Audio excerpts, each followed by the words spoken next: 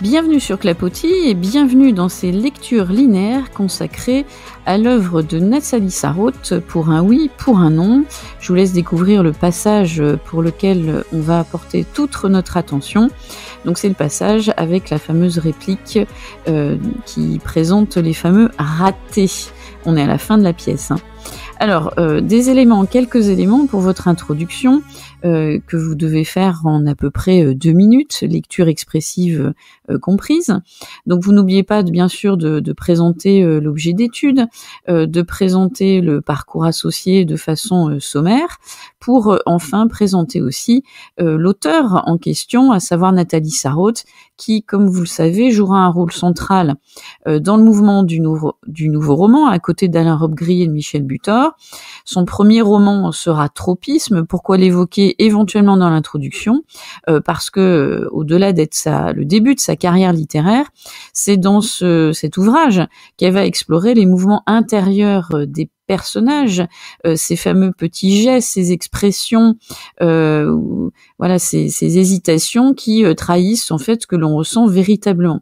Et bien sûr, dans notre pièce de Pour un oui, pour un non, il s'agit effectivement de mettre en pratique cette vision du tropisme à travers les deux personnages H2 et H1. Alors dans votre introduction, vous présenterez aussi bien évidemment l'extrait, ou du moins sa place dans l'économie de la pièce. Ici, Pour un oui, pour un non est une pièce radiophonique, et on a ces deux personnages masculins que sont H1 et H2, amis depuis l'enfance, mais qui ici se disputent et se déchirent. Et vous pourrez situer donc l'extrait, plus particulièrement ici, dans la fin de la pièce, puisque ici on est à la fin de la pièce, dans cette situation qu'on pourrait communément appeler de renverser, puisque cette fois-ci c'est H1 qui a accusé H2 de lui avoir tendu un piège alors qu'il regardait par la fenêtre et qu'il était, on va dire en quelque sorte, en train de contempler l'extérieur. Alors la problématique que vous pourriez faire émerger justement de ce passage, c'est la problématique que vous voyez apparaître à l'écran. Comment Nathalie Sarraute montre que la dispute est devenue ici une confrontation violente, alors non pas justement entre deux personnages, et c'est ça l'intérêt de l'extrait, c'est de montrer que oui, on a affaire à une dispute qui a atteint son paroxysme, mais que finalement aussi dans cet extrait, au-delà de la dispute entre personnes, on a deux conceptions totalement opposées de la vie. On y reviendra bien sûr au regard des différentes répliques que vont avoir les personnages. Ensuite, à la fin de votre introduction, donc après tout ce que l'on vient d'évoquer, vous évoquez justement la composition de ce passage. Je vous laisse donc découvrir ou redécouvrir les parties que l'on pourrait délimiter aisément ici, avec l'idée de la révélation, de l'incompatibilité entre les deux personnages, puis leur confrontation, et puis ensuite la définition des conceptions de vie qu'ils incarnent. Pour ce qui est de la lecture expressive, donc vous n'oubliez pas qu'il faut y attacher une grande importance. Là, bien évidemment, l'intonation sera centrée sur l'affrontement verbal des deux personnages, sans pour autant oublier le recours très important des points de suspension que vous matérialiserez, vous, par des blancs. Alors, on va s'intéresser donc à la première partie qui pourrait être appelée la révélation de l'incompatibilité entre les deux personnages. Donc, dans un premier temps, je vous remets le passage sur lequel on va s'intéresser, et puis au fur et à mesure, on va se focaliser sur quelques ressorts grammaticaux ou stylistiques qui vont donner du sens au texte. Alors, dans un premier temps, on va s'intéresser aux répliques de H1 et de H2 qui vont de « oui, tu ne le perds jamais » jusqu'à « c'est bien ça ». Alors, tu ne le perds jamais, c'est lorsque H1 mentionne, non sans ironie, le mot espoir qui est accompagné de l'adjectif folle. Il évoque ici la possibilité que H2 ait eu l'espoir de changer son caractère et aussi donc implicitement de le façonner à son image. Et donc d'où cette ironie qui renforce l'accusation portée contre H2. Alors d'ailleurs, il appuie son propos sur la situation précédente quand H2, le surprenant à contempler l'extérieur, a tapoté sur son épaule, le souvenir est suggéré par l'évocation des compléments circonstanciels, l'un de temps, puis de lieu, tout à l'heure, devant la fenêtre, quand tu m'as tapoté l'épaule, qui sont séparés entre autres par les points de suspension, les virgules aussi, et ce rythme devient alors plus long et permet au souvenir de s'installer, et c'est ce qui renforce d'ailleurs son importance, car ce moment qu'évoque H1 apparaît comme étant un nouveau tropisme, celui qui a permis à la situation de s'inverser, et donc à H1 d'accuser à son tour H2.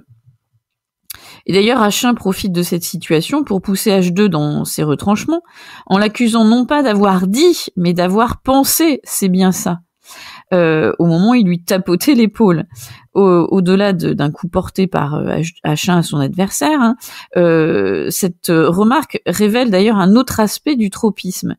Ce n'est plus l'intonation, vous vous souvenez au début de la pièce, c'est bien ça, la façon donc de prononcer la phrase, c'est plus l'intonation ici qui compte, mais c'est plutôt le geste. Et d'ailleurs, H2 réplique en reprenant c'est bien ça.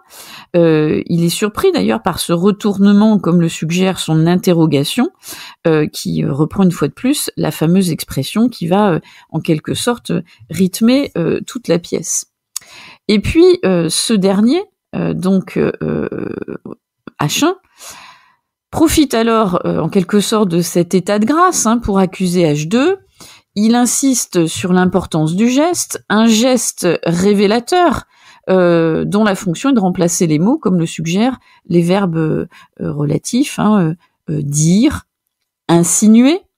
On voit bien la connotation forte du verbe insinuer, qui a une connotation, on pourrait dire, péjorative, puisque quand on insinue quelque chose, on est loin d'être franc et direct, on louvoie, on est dans l'implicite, et à la limite, c'est pire. Et puis, il y a le mot prix, qui renvoie à une idée de valeur. Voilà un bon petit qui sent le prix de ces choses-là. Le mot prix renvoie à une idée de valeur dans l'esprit de H2. H1 l'accuse de penser qu'il n'y a de valeur que dans ce que lui aime et apprécie, tout le reste pouvant être considéré comme méprisable. Et puis on arrive à la fameuse phrase, on ne le croirait pas, mais vous savez, tout béotien qu'il est, il en est tout à fait capable. Alors bien sûr, cette réplique va porter toute notre attention sur un mot qui est le mot béotien, qui résume, H1 résume par ce terme ce que pense H2 de lui. Et là, c'est un peu pas la touche finale, mais la pique que va ici porter H1 à son adversaire. C'est pour ça qu'après, on va glisser vers ce vocabulaire un peu de guerrier. Alors en fait, remontons un petit peu dans l'histoire de ce mot, béotien. Dans l'Antiquité, les Grecs jugeaient les béotiens, qui étaient les habitants de la Béotie, comme des êtres rustres, incultes. Et en fait, par un seul mot, H1 accuse H2 de voir en lui un homme sans saveur. Pour quelle raison ? Parce que il est peu enclin à la contemplation. Et là, on voit bien que l'ironie se perçoit à la fin de la réplique, puisque H1 parle au nom de H2, mettant par le biais de l'expression « vous savez » l'accent sur l'opinion que son ami a de sa personne. Pour résumer, il serait réputé pour son manque de sensibilité. Vous imaginez quand même l'attaque quand vous recevez ce genre de remarques de la part de quelqu'un qui est censé être votre ami. Alors après, on a l'expression d'H2 « mon Dieu » avec la tournure exclamative et le verbe croire qui connote toute l'innocence de H2. Mon Dieu, et moi qui avais cru à ce moment-là. 3 petits points. Il semble ici soudainement avoir la preuve irréfutable que son ami n'a aucun point avec lui. Et là, on voit bien qu'on glisse vers cette dispute qui est irréconciliable. Et les emplois répétés du verbe oublier. Comment ai-je pu oublier ? Je n'avais pas oublié. Dans un premier temps, on a la tournure interrogative et puis ensuite la tournure affirmative. Donc ces emplois répétés. Ensuite, l'emploi du verbe savoir, appuyé par l'adverbe toujours, crée une sorte d'antithèse. H2 affirme avec force qu'il avait toujours pensé que leur amitié était vouée à l'échec, sans doute à cause de leur différence de tempérament. Et puis, à partir de la réplique suivante, H2 emploie, alors H1 dit « su quoi, dis-le ». On voit bien ici qu'il y a ce côté accusateur qui est de plus en plus pressant. C'est ce qui nous permet de glisser la tournure impérative aussi. Donc la répétition su quoi, forme interrogative, l'impératif dis-le.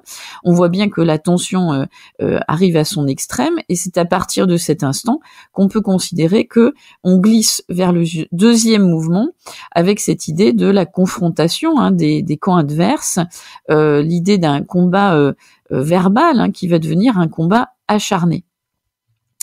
Alors, H2 emploie d'ailleurs à partir de cet instant, si l'on peut dire ainsi, on voit bien qu'il utilise tout un vocabulaire de la guerre pour qualifier les rapports entre lui et H1. On a donc combat, lutte à mort. On voit bien ici aussi qu'on a la conciliation qui est impossible. On voit le recours. On a une profusion en quelque sorte de négation qui montre que la paix n'est vraiment plus envisageable. Et alors, ce qui est intéressant, c'est que on peut noter aussi dans cette réplique d'H2 qu'il y a presque plus de verbes. On a de courtes phrases qui sont prononcées ici, qui à l'inverse de ce qu'on avait dit précédemment, confère à la réplique de H2 un rythme beaucoup plus rapide. On n'est plus dans la réflexion, là on est dans l'attaque, un rythme rapide, comme si il était à l'image des coups assénés de la part de H2 contre H1. Et puis on a l'expression qui exprime ici une opposition, c'est toi ou moi, la conjonction de coordination ou montre que de toute façon il faut que l'un des deux camps finisse par capituler. Et donc la brièveté de la phrase souligne aussi cette brutalité de l'issue qui ne peut être que fatale.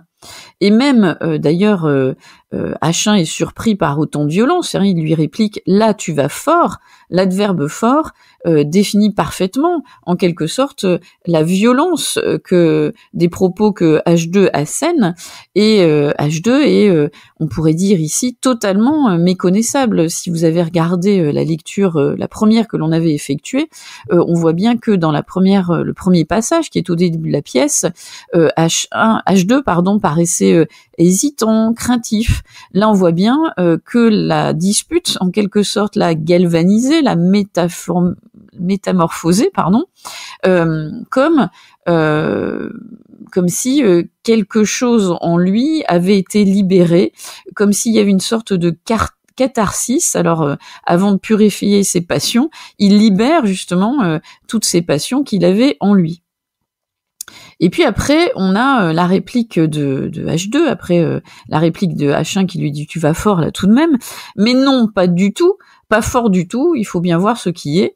On voit bien ici que le verbe « voir » employé par ses soins témoigne d'une libération de ce qui était enfoui dans son subconscient. Aucun des deux amis, en quelque sorte, à ce stade, n'avait pris conscience de la différence fondamentale qui les opposait. Et là, on a l'impression que, de manière subite, rapide, c'est clair et limpide dans l'esprit de H2. En quelque sorte, leur dispute a fait la lumière sur la véritable relation, leur véritable relation. Les deux points vont asséner une réalité qui devient une vérité. Nous sommes dans deux camps adverses. Deux soldats de deux camps ennemis qui s'affrontent. On voit bien que à 3 reprises, H2 va utiliser le déterminant numéral afin d'appuyer cette dualité, cet antagonisme, dualité qui vient un duel verbal sans merci. Et puis on a les adjectifs adverses, ennemis, qui viennent renforcer cette idée de l'affrontement, hein, d'ailleurs corroborée par le verbe s'affronter. On voit bien ici que la dispute atteint son paroxysme et que, à cet instant, le spectateur va avoir affaire à la rupture totale entre les deux amis qui ne sont plus, bien sûr, à ce stade-là. Et puis, H1 dit quel camp? Ils ont un nom. Il propose donc à H2 de nommer les camps, hein. Le terme nom va permettre d'apporter une précision en fait sur la raison légitime de cette dispute et va dévoiler donc au spectateur véritablement ce qui les oppose de manière irrémédiable. Et on arrive au troisième mouvement qui pourrait être qualifié de finalement le mouvement qui va permettre de définir pour quelles raisons ils sont si opposés que cela. Alors, nommer, attribuer une case à chacun, en fait, voilà ce que H2 reproche à H1. Et en même temps, il fait la même chose lorsqu'il accuse d'être de ceux qui nomment. Et d'ailleurs, en le mêlant aux autres par l'emploi du pronom « vous ». C'est vous qui mettez des noms surtout. Et donc, d'ailleurs, l'emploi du pronom « vous » remplace rapidement le pronom « toi ». H1 lui avait déjà d'ailleurs reproché de vouloir absolument le mêler.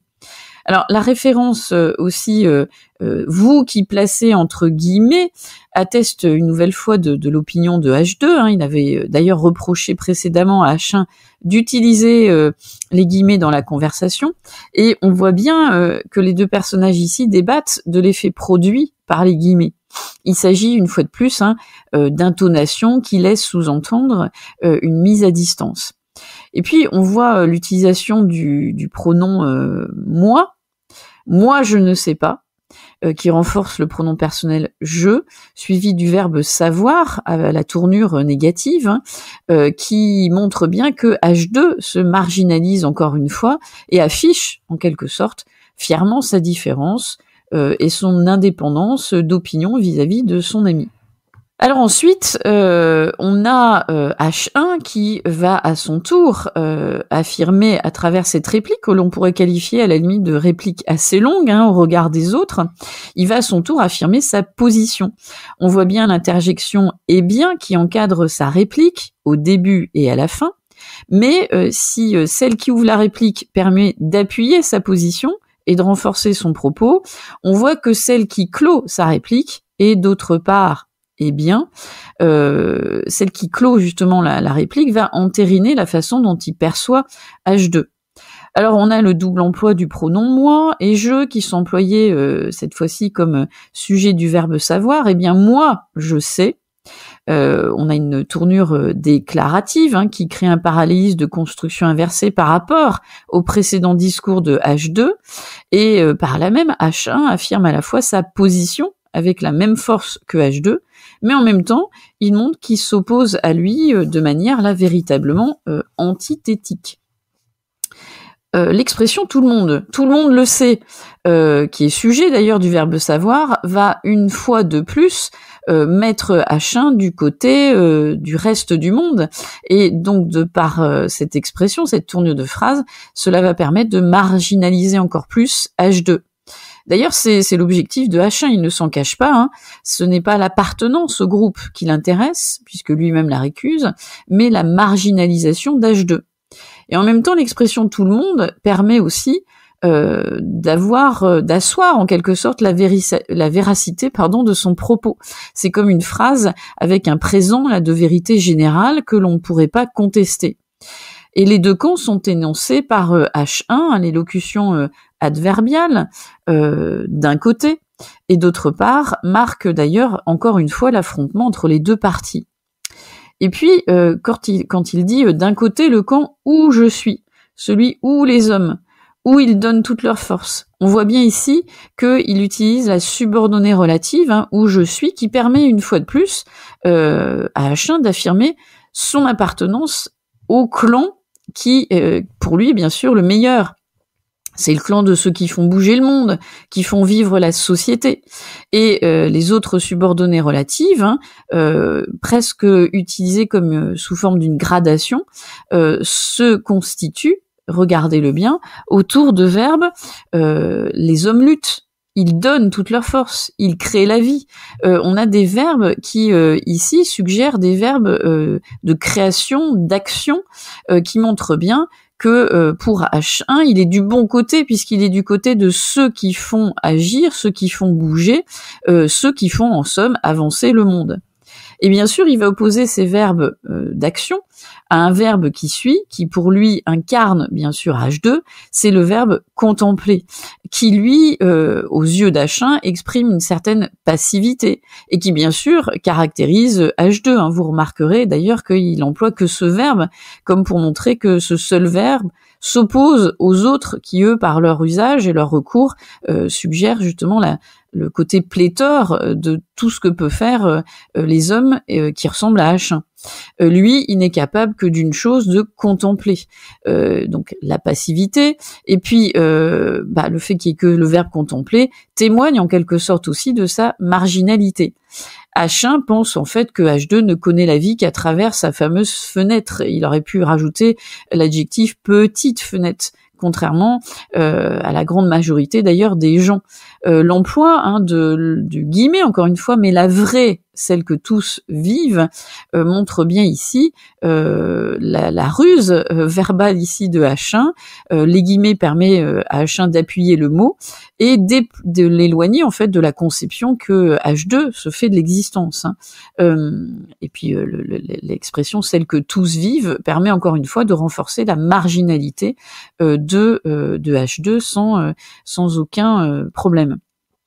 Et puis donc dans cette partie-là, hein, on retrouve aussi la suite d'interjections qu'il va y avoir, qui va préparer aussi l'achèvement de ce passage. On a une suite d'interjections sous forme, alors on pourrait presque dire là de façon évidente, les et bien qui se succèdent peuvent être considérés bien évidemment comme des stichomitis qui marquent l'hésitation. H1 n'ose pas aller plus loin dans la conversation, il s'apprêtait à formuler l'opinion en fait de façon explicite qu'il avait de H2, mais en lui répondant par la même interjection et sous la forme interrogative, et bien H2, à la fois lui de son côté, le pousse à dire ce qu'il pense. Et donc les stichomitis, ici, ont presque valeur de dramatisation. On voit bien qu'on va crescendo vers le clash final, si on pourrait l'appeler de la sorte. Hein. Alors, d'ailleurs, que fait H1 quand il sent que H2 le pousse à dire véritablement ce qu'il pense et ce qu'il ressent? Eh bien, H1 marque un refus par l'adverbe négatif non. Refus qui quand même marque une hésitation puisqu'il y a les points de suspension. Il semble moins enclin que H2 à aller au bout de ce combat. Et les points de suspension montrent qu'il tente encore à ce stade-là de limiter le débat et les dégâts provoqués d'ailleurs par la dispute. Mais on voit bien que H2, lui, est en quelque sorte submergé par une forme de colère hein, qui l'a totalement envahi. L'adverbe si est en réponse au non, et montre une fois de plus l'opposition entre les deux hommes, et puis sa volonté d'en finir, en ne laissant finalement aucune place au non-dit. Et puis, on a la fameuse « si je vais le dire pour toi », comme pour montrer hein, justement que lui, il a cette force que n'a pas H1 de dire les choses. La répétition du « eh bien » montre comme s'il se préparait à s'élancer vers l'attaque et la touche finale. De l'autre côté, il y a les ratés. On voit bien ici que H2 affirme, en employant les guillemets, que H1 le place dans le camp des ratés. Les guillemets mettent une fois de plus le mot à distance, et cette affirmation, aux yeux de H2, est criante de vérité. Et elle fixe en fait définitivement une barrière infranchissable entre les deux hommes. L'utilisation hein, des locutions adverbiales d'un côté et de l'autre côté, enfin d'autre part et de l'autre côté, montre bien effectivement qu'il y a une frontière entre les deux qui achève finalement cette dispute et cette séparation qui semble se préparer. Alors en conclusion, on vous inciterait bien sur l'idée que ce passage est le passage qui permet de montrer que la dispute atteint son paroxysme. Ce passage aussi révèle leur incompatibilité alors plus que d'humeur, là c'est la compatibilité de par leur fait qu'ils ont une vision totalement, radicalement opposée de la vie. Et puis, elle montre aussi, ce passage montre aussi comment une dispute peut devenir une lutte à mort, certes verbale, mais où chacun en fait essaie par les mots, les suggestions, essaie de détruire l'autre et surtout le détruire parce qu'il représente quelque chose auquel on n'adhère certainement pas. Alors bien sûr, en ouverture, vous pourriez montrer les différences de vision du monde qui amènent finalement les hommes à des conflits insurmontables. Vous pourriez aussi montrer combien ce passage nous permet, nous, spectateurs, de réfléchir sur notre propre relation aux autres et sur les manières dont nous percevons nous percevons les autres, et nous avons tendance, malgré nous, à catégoriser vite les autres, histoire de se rassurer de ce que l'on est. Et puis, ça, vous pouvez donc faire une ouverture un petit peu plus large, plus philosophique. Sinon, vous avez la possibilité de faire des ouvertures en vous référant à un épisode qui est sur Clapotis, dans lequel j'évoque effectivement les différentes disputes qu'il y a pu avoir à travers le théâtre et à travers les époques. Et dans ce cas-là, vous pourrez choisir un autre extrait d'une pièce connue entre le XVIIe et XXIe siècle, qui révèle bien ce conflit qui finalement ne peut être qu'irrémédiable dès lors que on a deux conceptions de la vie totalement opposées. Alors je vous dis d'ici là à très vite sur Clapotis, je vous souhaite de belles révisions et je vous dis donc à très vite.